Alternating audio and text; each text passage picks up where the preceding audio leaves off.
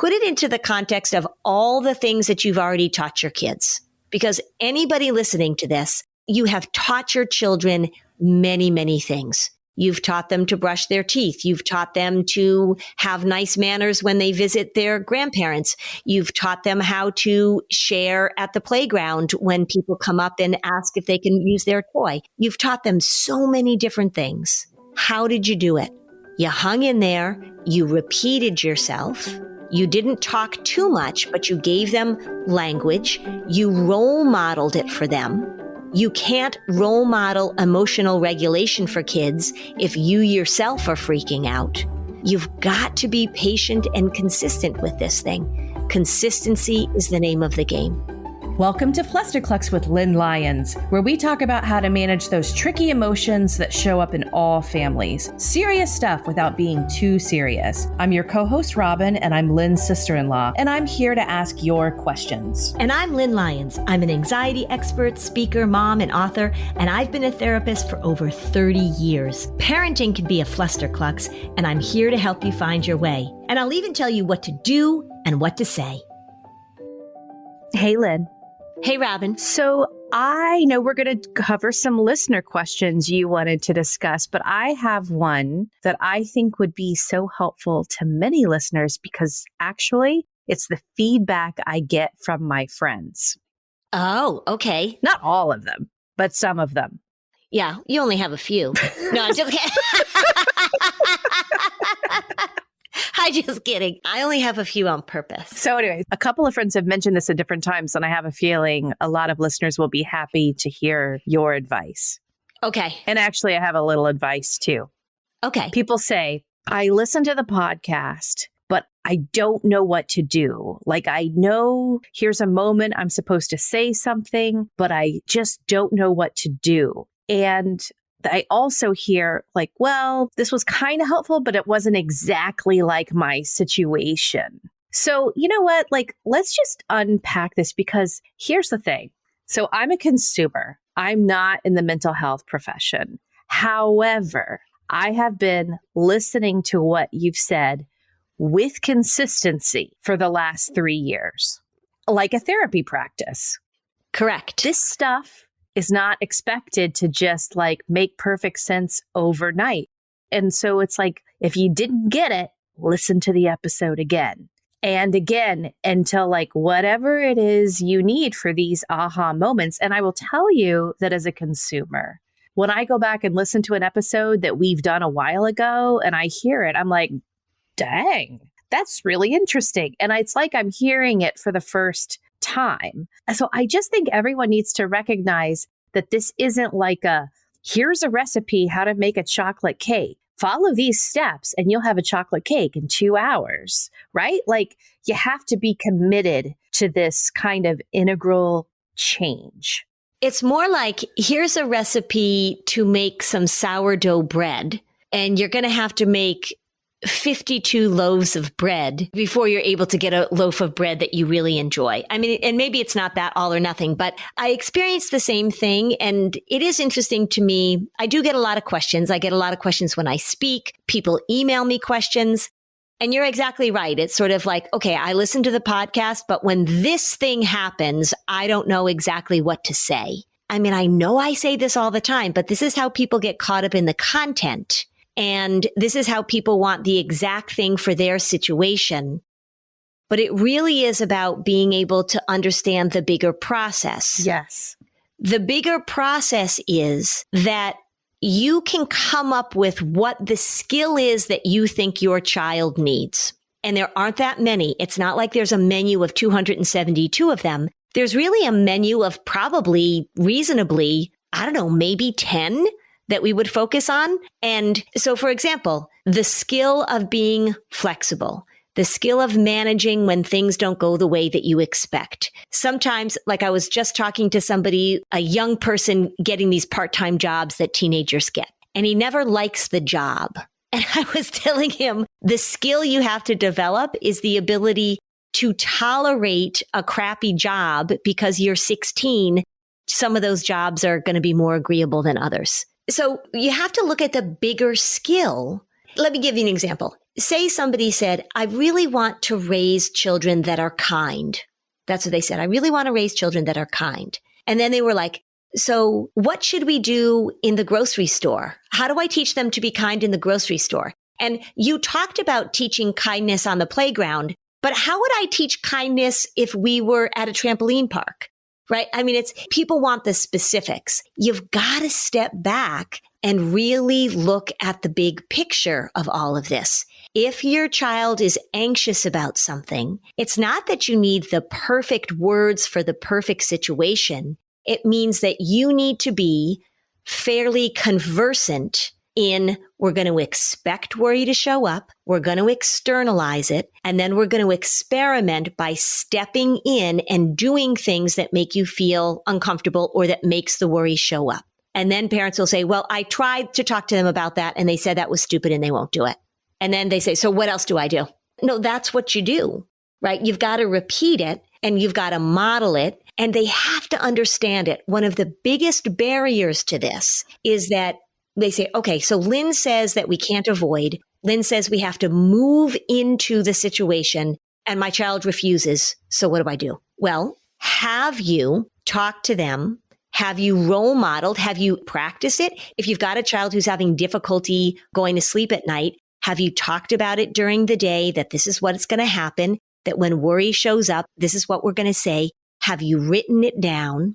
Right? You can't just wait for the situation to show up, have your child have their amygdala go off, and then think that that's the time that you're going to teach them how to use these strategies. So put it into the context of all the things that you've already taught your kids. Because anybody listening to this, you have taught your children many, many things. You've taught them to brush their teeth. You've taught them to have nice manners when they visit their grandparents. You've taught them how to share at the playground when people come up and ask if they can use their toy. You've taught them so many different things. How did you do it?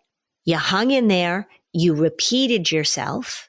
You didn't talk too much, but you gave them language. You role modeled it for them. You can't role model emotional regulation for kids if you yourself are freaking out. You've got to be patient and consistent with this thing. Consistency is the name of the game. So everybody knows people come in to see me and we work on things and then they come back and they say, well, I didn't do it right, or I forgot what I was supposed to do, or it didn't work. Totally fine. You're just going to do it again. If you've taught your kid how to drive a standard transmission like I have, it did not go smoothly. There were a lot of jerky moments, jerky as in the car and jerky as in what the kid said to me. There were a lot of stalls. There were a lot of frustration. There was a lot of big feelings. There was a lot of success and there was a lot of practice. And then they figured it out. That's how this thing works. That's how life works. It is how life works. You're exactly right. I mean, just think of anything that you've taught yourself or you've taught your kids, right? So you've got to become conversant in this. I'll tell you. Remember that show, Robin, where the nanny would go into the house with the parents? Super Nanny? Yeah. Was that Joe, like the British nanny? Right. Yeah. I'm pretty convinced that American kids will listen to anybody better if you talk with the British accent. I just feel like that happens. It does. So I think that people really like that show and they love the idea of having somebody right there. It's like the Cyrano de Bergerac idea, right? That they're in your ear. They're right there. They're coaching you as you go. I get it. People will say to me, how much would it cost? Can you just come home with us? Can you just live with us for a week so that we can get moment to moment coaching to put this stuff into place? I totally get that. And I usually say, well, I mean, if the price is right. You're teasing. Don't say that. Now everyone's going to write you. Well, maybe. I mean, I can be bought, right? Yeah. Yeah. It's not going to be $52. So I get the appeal of that. You know, I really like what you said is that if you go back and you listen to something more than once, when my husband is selling books, because he's such a big promoter of me, I mean, he just is like, he's such a fan of people doing things. He's your number one fanboy. Maybe. Yeah, he is. I guess he probably is. Okay. He even bakes cakes for your book parties. He does. It's adorable. But when people come up to the book table, they will say, well, which book should I get? Should I get this book or should I get that book? And I always hear him say, now look, You can get the book and you can read the book, but you have to do the book. And he will tell you, if he was here right now, a person came up to us at one of our events so many years ago and said to him, because he was selling books, I just want to let you know, we had no idea what to do with our child. He was 10 years old. He was so anxious. He wasn't going to school.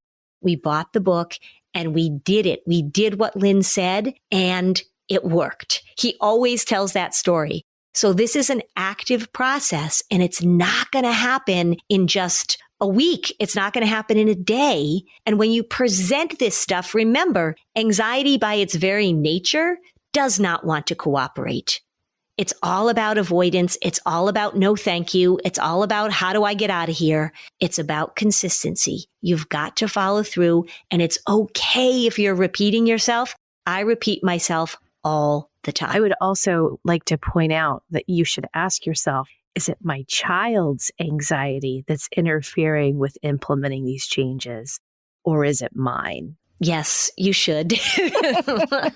When we come back from a break, we will start going into some of these listener questions. All right, Robin, you know that obviously I'm a big believer in therapy. It's what I do for a living. It's what I've done for 30 years. Therapy is amazing. It is amazing. And one of the things we know right now, and I know right now, is that people are having some difficulty finding and accessing therapists. Talkspace has made it easy to find a therapist for you. It's convenient. You meet online. You can meet at home or wherever you're most comfortable. You can talk about anything you want with qualified professionals. It makes it easy and accessible to get the help that you need. Sometimes people wait until something bad happens to talk to a therapist, but why wait? So getting started is really the important part.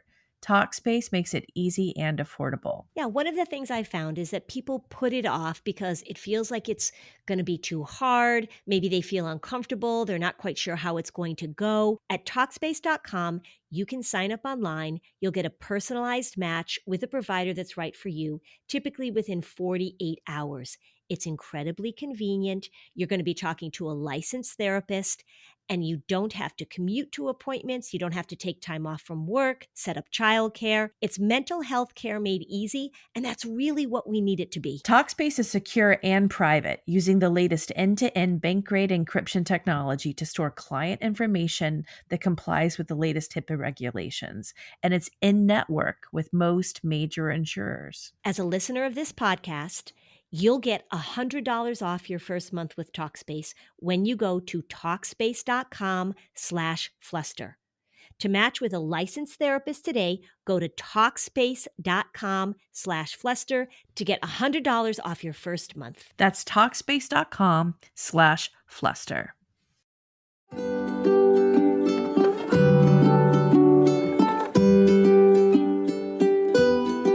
Okay, we're back. Okay, Lynn, we have a listener's question right here.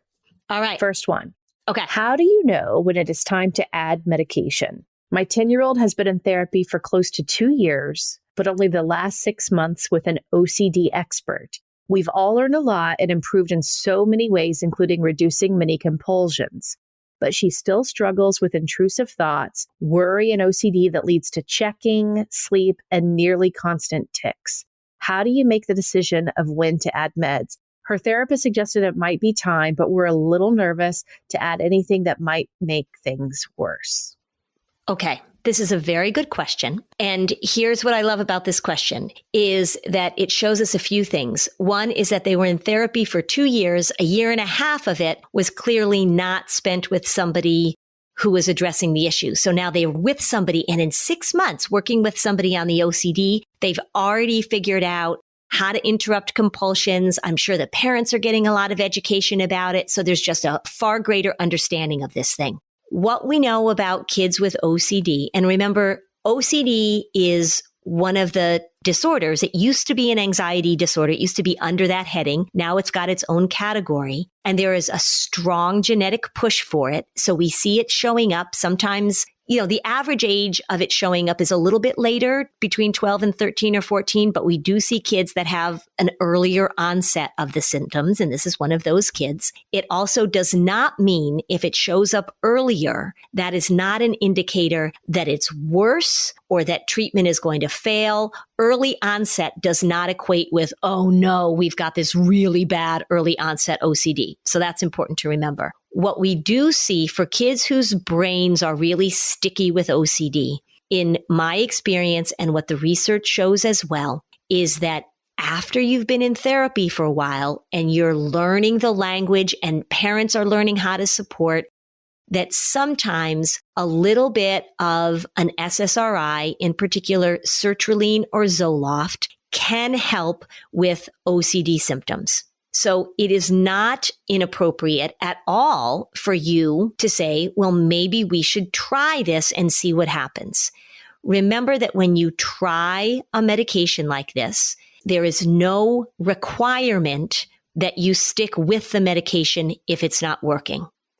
One of the things you want to pay attention to when you start a child with OCD on Zoloft is that there can be a pretty dramatic side effect where they are really agitated. So they will say it feels like they're going to jump out of their skin. It feels like they've had 10 cups of coffee, which they wouldn't know what that feels like, but we can relate to that. They just feel so agitated. They feel antsy. They feel like, they can't settle down. That side effect will show up pretty quickly. And if it shows up, you stop the medication right away. So it usually shows up within 48 hours or so. That side effect is not going to go away. And so you're just going to pull the plug on it. Not a huge deal, no permanent damage or anything like that. The other side effects that you might see early on is that sometimes there's some headaches or some tummy aches, but that usually goes away within a week or two. So it is perfectly fine at this point if you guys feel like you are really working on this therapeutically as a family, but she needs a little bit of help with these sticky thoughts, that it might be time to give it a try. You can wait a little longer. That's okay too. When kids have medication for OCD, if they don't have good therapy with it, oftentimes when you take away the medication, the symptoms of the OCD will return within a few months.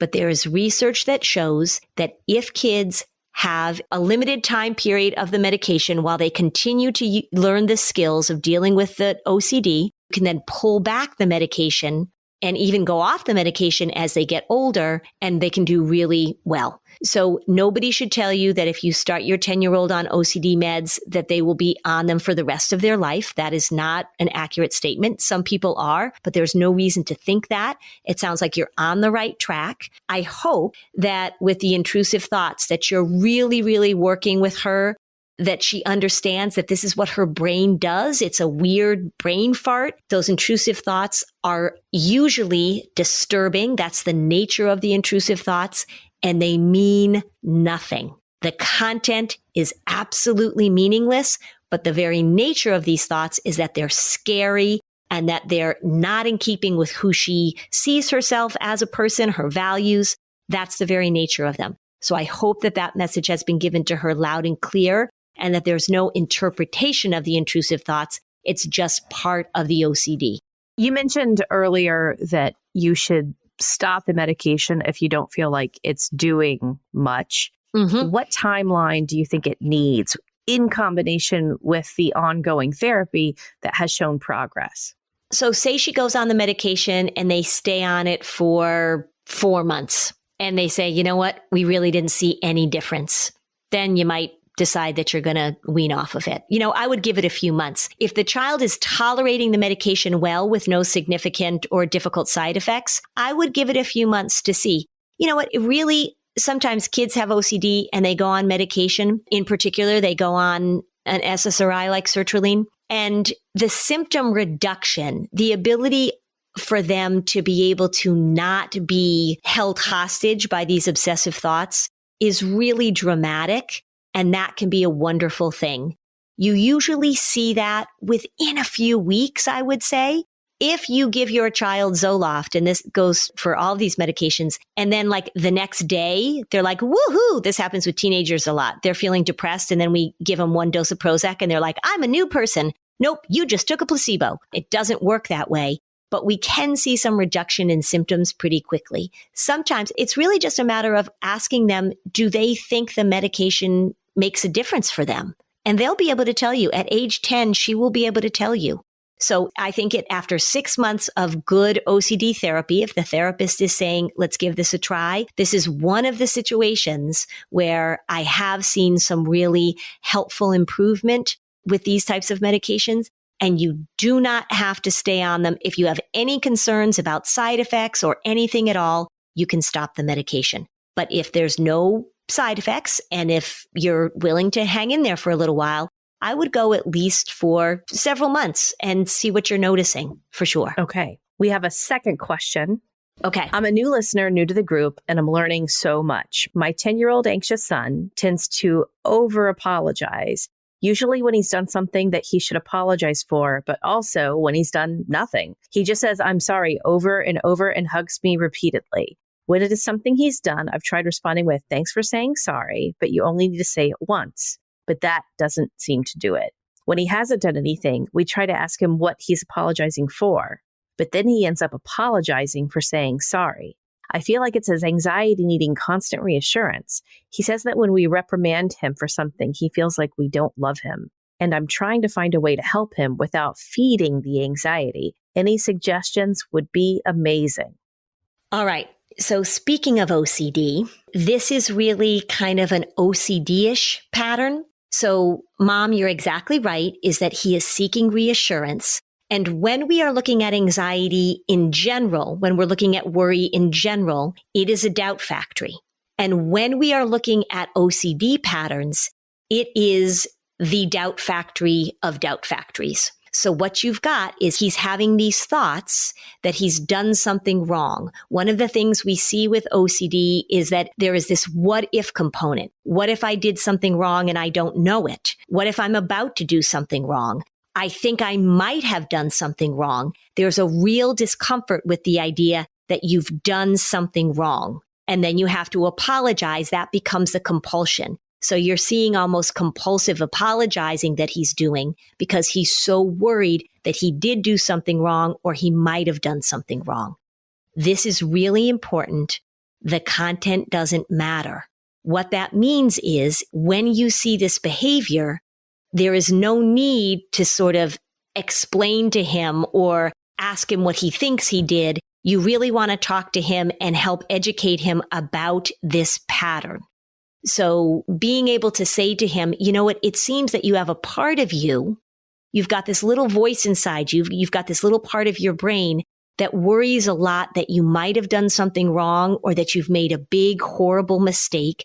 And the way you're trying to make yourself feel better is then to apologize.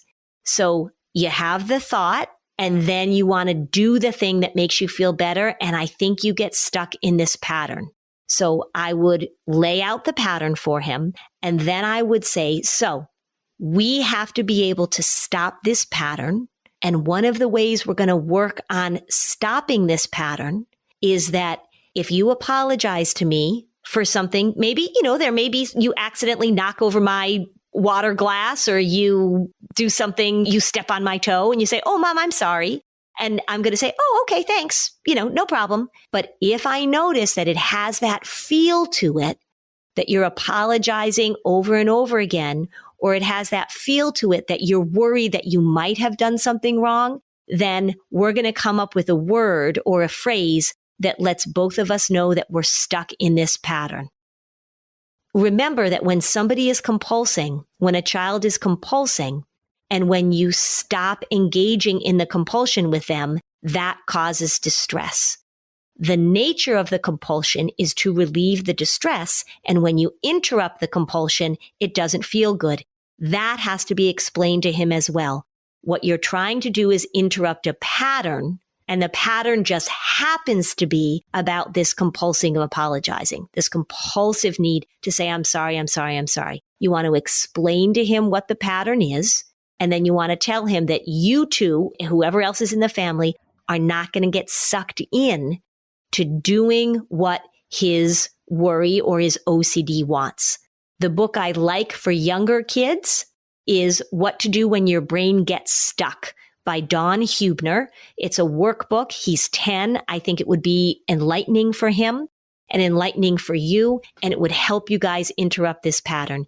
It truly has nothing to do with whether or not he's done anything wrong. What it has everything to do with is that his brain is telling him he might have done something wrong, and he's trying to relieve that doubt. Let's take a break and we'll get back with some more questions. Robin, you love Every Plate. You talk about it all the time. I do love Every Plate. It's actually really changed the dinner time game in our family. Tell us why. First of all, the recipes, they taste wonderful and they're super simple to make. And so I'm no longer the only person cooking dinner. We can share dinner cooking now as a family. Even my 11-year-old has made some of the recipes that we get. Okay, can I tell you a sweet story about this? So somebody just told me the other day, they've been really working on trying to connect with their teenage son. He tends to be a little bit grumpy. And whenever she suggests things to him, he's like, ugh, he doesn't want anything to do with her. They started getting Every Plate. And he actually is into cooking with her. It's become this really nice family ritual, and she's really enjoying his company. It's 25% cheaper than grocery shopping, but what I also love is you can customize your boxes with the different recipes that you want, and it's just upped our cooking game. We're never in a dinner time rut anymore. Your food all starts to taste the same, doesn't it? You know, a lot of people don't know that Every Plate is actually lower in price than a lot of the other meal kits. Get $1.49 per meal by going to everplate.com/podcast and entering the code Fluster149. That's right. So you can get started with Every Plate for just $1.49 per meal by going to everyplate.com/podcast and entering the code Fluster149. That's up to $110 value. So, Robin, let's talk grocery shopping. Okay. Well, the way we respond to the idea of going grocery shopping is why Thrive Market is such a great option for all of your grocery and household essentials. I love having all the pantry items just shipped to my house. Yep. As a Thrive Market member, you can save money on every single order. On average, people save over 30% each time they use it. I love ordering my cleaning products. Seventh Generation, for example, is a great brand. I just don't like to bring chemicals into my house, and it's great to know that I'm getting the products I want and I'm getting them at a great price. I love the filters on their website, which has over 70 filters. So whatever you're looking for, certified gluten-free, non-toxic cleaning supplies for Lynn, whatever you're looking for, you can curate your own shopping experience with the click of a button. And I'm guessing that because you have some dietary restrictions in your house, that is so convenient to be able to get exactly what you need. It is. So join Thrive Market today and get 30% off your first order, plus a free $60 gift. Go to thrivemarket.com/Flusterclux for 30% off your first order, plus a free $60 gift. That's THRIVE market.com/Flusterclux.